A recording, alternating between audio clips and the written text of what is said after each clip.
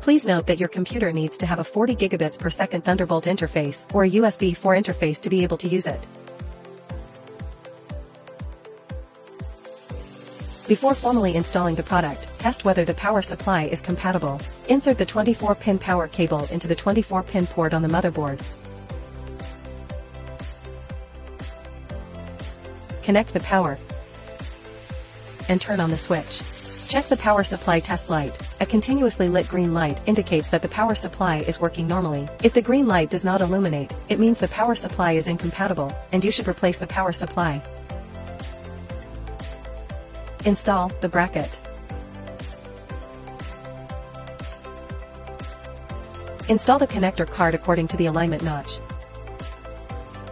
Another motherboard is installed on the connection card. Secure them with screws.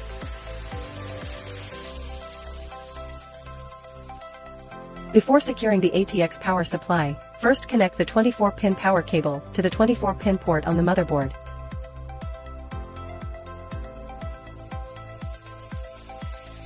Then secure the power supply with screws. Before installing the graphics card, remove the protective cover from the gold fingers. Please identify the PCIe power cable and insert the 8-pin power connector into the 8-pin port on the graphics card. Align the graphics card with the PCIe slot and insert it. Then secure the graphics card with screws. Plug in the power and turn on the switch. Connect the Thunderbolt cable to both the dock and the computer.